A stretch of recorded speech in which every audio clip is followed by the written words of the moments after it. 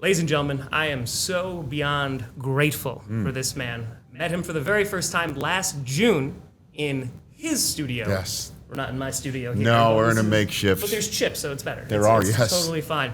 But ladies and gentlemen, the icon, Rich Eisen. Thank you for saying that, and it's good to see you, man. It is great to see you, Rich. First of all, just Combine. How many years is it now?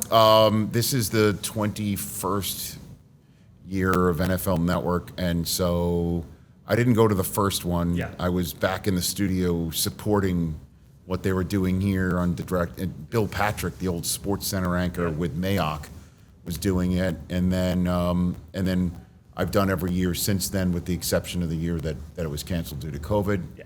So I guess this is year 20 for me.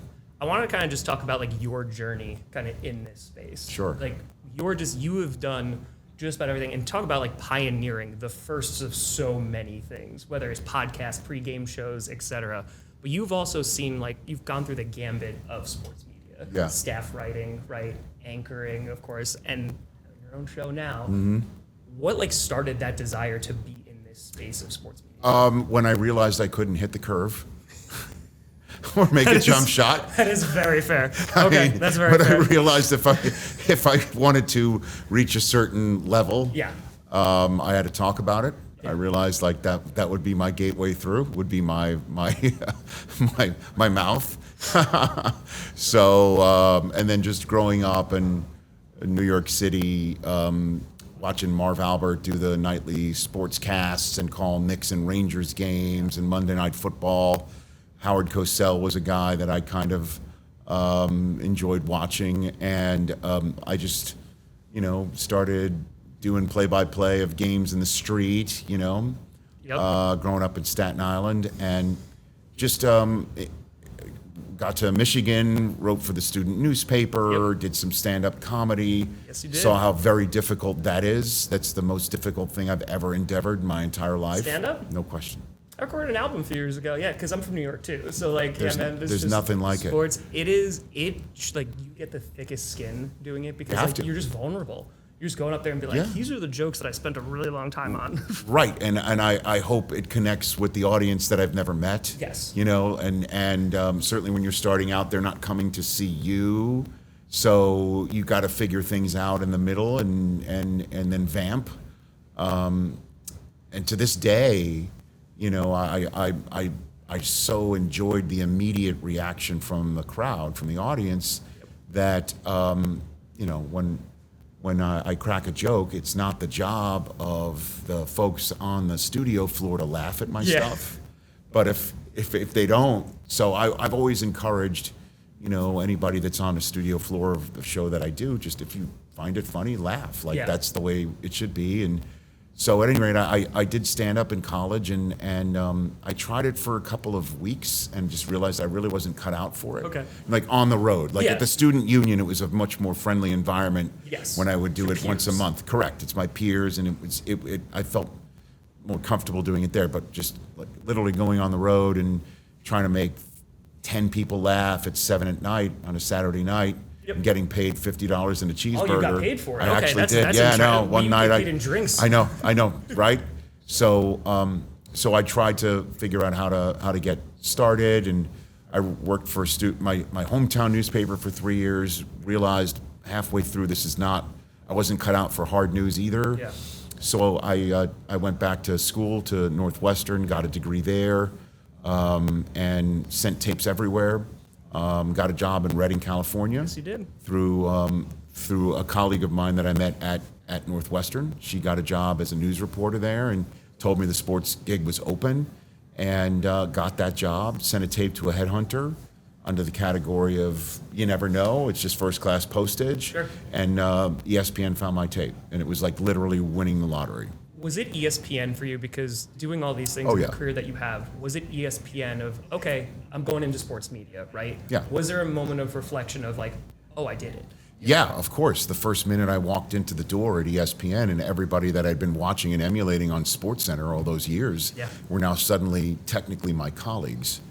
And it was mind-blowing. I was 26, and everybody who, who again, I had been watching in college and watching while I was trying to figure out what I was going to do with my career, and then was in small market TV, hoping to get to ESPN. I never thought I could literally go from there to free parking, and land directly on it.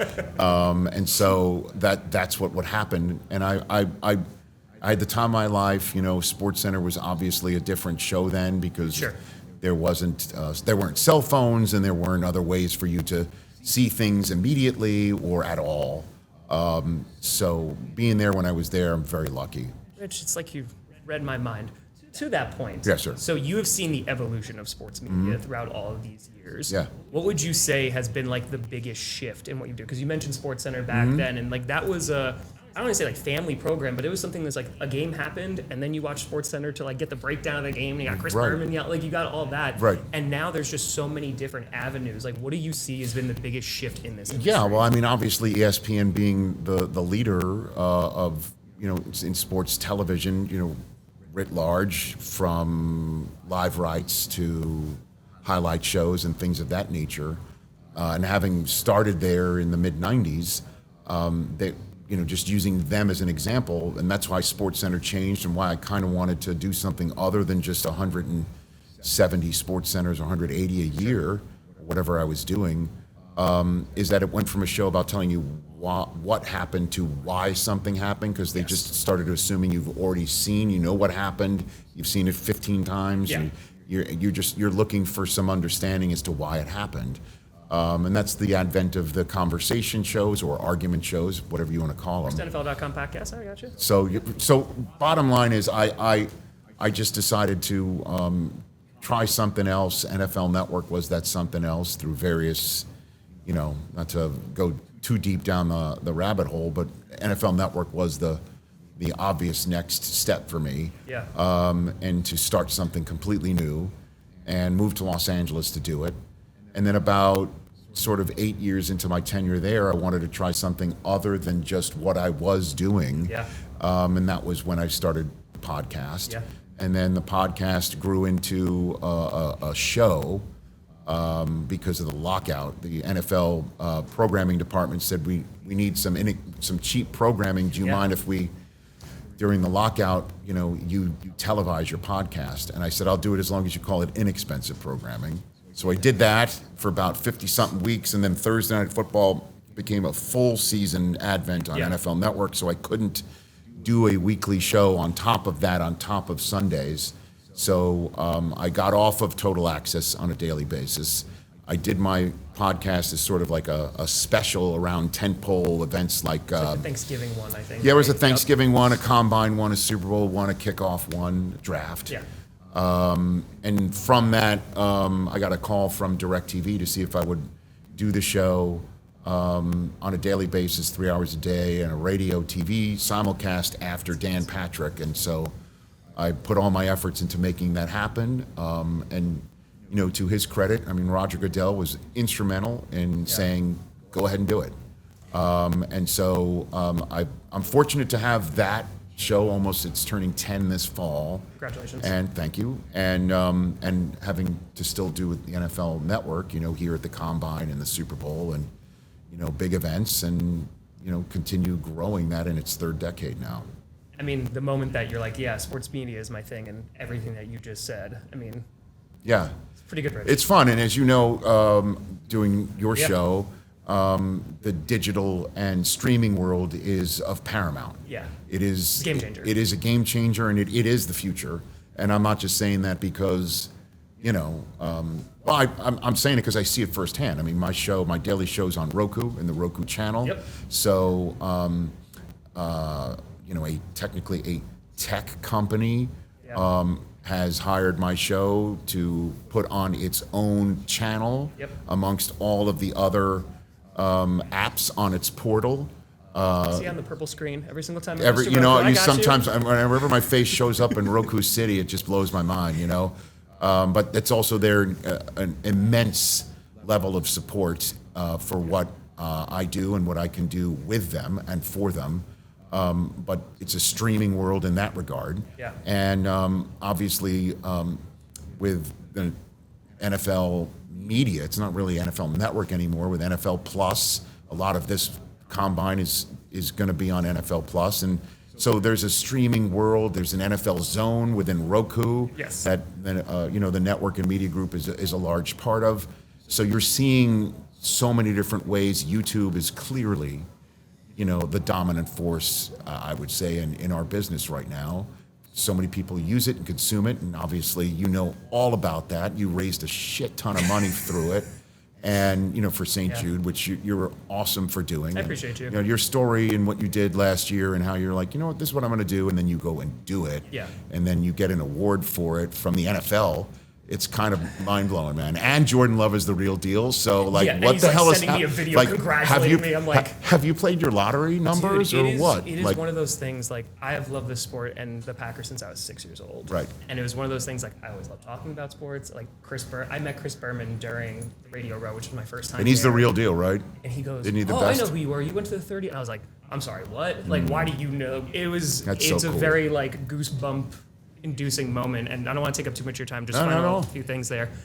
You talk about YouTube and stuff like that, just the amount of voices that are able to now get in on this, because before it was a pretty traditional route, right? It was you went to school, journalism, you found your way in there. You make a tape. You make a tape. You hope a news director finds it. Right, exactly. And now you have a camera. I picked up a camera 9 years ago, and now I'm interviewing Rich Eisen, right? That's just how things go, and it's a ton of work. You use your platform, and I love this for you so much. You have on people you want to have on. Yes. What is that feeling of I get to talk to my favorite actors, I get to talk to my favorite entertainers, and sports people too, and how is that for you to have that flexibility and freedom to talk to people that either you have enjoyed, idolized, what have you? Sure, I'm beyond lucky.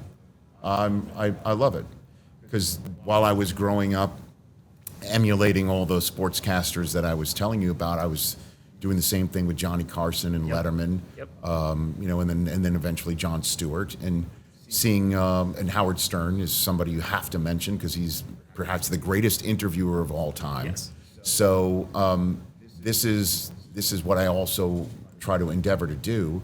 And it's not like I reinvented a wheel or anything, but a light bulb went over my head. The first Super Bowl that we ever covered on NFL Network was the wardrobe malfunction Super Bowl. I remember watching it, And so, other than just did I see what I just saw? Correct. Moment, a light bulb went over my head, and I'm like, okay, so the greatest sporting event our country stages and exports stops in the middle for people to sing. Yeah. And nobody bats an eye, and as a matter of fact, sometimes fans speak more about that than the actual game. Yes. And then the commercials are talked about. So it's all one part of a pop culture cauldron. Yeah, right?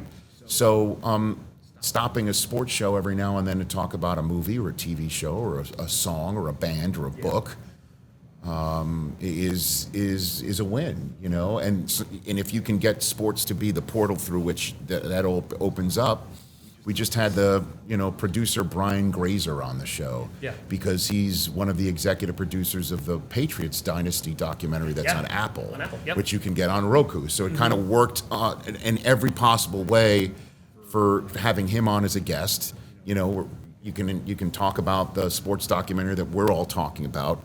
It's available on the portal that my show is on. So you're checking box on for your promotion. And then for me, having him tell a story about how John Candy was hung over for the racquetball scene in Splash, even though I know for a certain age group, they'd be like, what movie is this? Do I need to see it somewhere? Tom Hanks wasn't famous all the time? Yeah, right. So for him to tell that story and then make a reel of it and put it on Instagram and TikTok and YouTube and Facebook, and that's the way to distribute your stuff now. And the fact that I get to speak to these folks, and my philosophy on that also is if it's of interest to me and I'm as genuine as I hope you feel that I am, you're going to be interested in it too. That passion comes through. Right. That if I'm curious, and if I'm showing that off to a viewer or a listener, then maybe you'll be just as curious too. Exactly. And to that point, because I want to be respectful of your time, when did you decide hey, I'm going to use this platform to also give back? Because not everybody does that, and it's one of the things that I respect about you the most. Thanks. The St. Jude stuff that you do, the Run Rich Run, it is incredible, And I got affiliated with St. Jude last summer. When did you say, okay, we have this platform now, we made it, now it's time to give back to those in a different form than just entertainment? I'm just lucky to have been, again, in the 20 years that I've been with NFL Network, now 21, and the media group, just being surrounded by a bunch of hardworking, good-hearted colleagues. And several years ago, a colleague of mine named Sarah Swanson, she was working in the marketing and production sort of slash area of our business, and she says to me, "How would you feel about adding a charitable component to your run?" And I'm like, "Sure." Like I never thought of it. I'm not gonna sit here and take credit. Yeah. But she explained to me what she had in mind, which is like, so maybe people can run themselves, and we'll upload a video, and we'll try and raise money through that.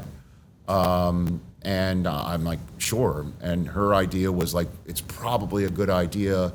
The charity we choose is from a list of NFL affiliated charities, so we can all row in the same direction. She placed that list in front of me, and I had, 2 small children with a third on the way. And when I saw St. Jude Children's Research Hospital on the list, I'm like, that's the one. Because, anybody that has a kid or knows anyone with a kid, that's the phone call that is the ultimate nightmare, that fever that your kid can't kick, or that pain all of a sudden they have in the back of their leg or on the side of their arm. It's, it's not a Charlie horse, and it's not the flu, it's cancer. And that is just, I can't even imagine. And so, obviously I learned what St. Jude does, as you know. People don't see a bill for anything, and it just allows the family that most frequently must uproot time zones, sometimes countries, to go to the campus in Tennessee and Memphis to get their kid the treatment that's needed. They just focus on the treatment in the child. And so, no, it just has grown and grown and grown. And, one year we couldn't do it here because there was no combine, so we started doing it in LA, which I like a lot because, you can make it a bigger event. Yep. As you know, getting credentialed for here is a process. Also, I didn't really like running right after the Super Bowl when, the game isn't the only thing that's being done to excess, lifestyles as well. And then doing it here, I would always sit on my ass for 8 hours in a broadcast and then have to get the hip flexors burning. Like it wasn't a great idea. So now I get to do it in April, and then the support of the network is weeks long as opposed to just a couple weeks ahead. And so it builds up, and then we now show the contents of the piece that's put together and the day that's put together. The number one feature producer, I believe, in our business, his name is Dallas Hitchcock. He's won NFL media, pretty much all the Emmys that we've won that NFL Films itself hasn't provided. Yeah. He's the one who's behind the effort to put the piece together. So it's like A+ support from everybody, marketing, from the league, from the Legends community, all of it together to raise the most maximum dollars to put that piece on our final day of draft coverage, which is beachfront real estate. So it's pretty cool, man. We'll be putting it on top of here, like the link for everybody to go. I appreciate it. And encouraging that. stjude.org/runrichrun. That's the site. And Rich, like I am so appreciative of your time. I appreciate what do you've it done anytime. I mean, in this space. Like legitimately, just don't choose the moment when I'm like literally on the air for 20 hours a day for saying, do you have 15 minutes? I'm happy to do this. I was like, Rich Eisen. Like there's just what Rich Eisen. So I you were appreciate very supportive of us last summer, and I just appreciate you. So of course, man. Congrats. That was a beautiful thing you did. You deserve the. Where do you place the trophy? So it's the on the set. honors? Unfortunately, it did arrive broken. But what? Yeah, it arrived broken. But it honestly kind of makes it better. Rich. So the NFL cut back on bubble wrap? Is what you're saying? It just What wasn't the packed hell? the greatest way. Okay. Let's just put it that way. I don't want to get anybody in trouble. Yeah, no. And listen, it was one of those things that just to have that experience, like I'll never forget it. Right. And I don't. The fans nominating me to do so is just I'm just filled with gratitude. So, Cool. Beautiful. Story, Rich. Thanks for having me. You bet. Thank you.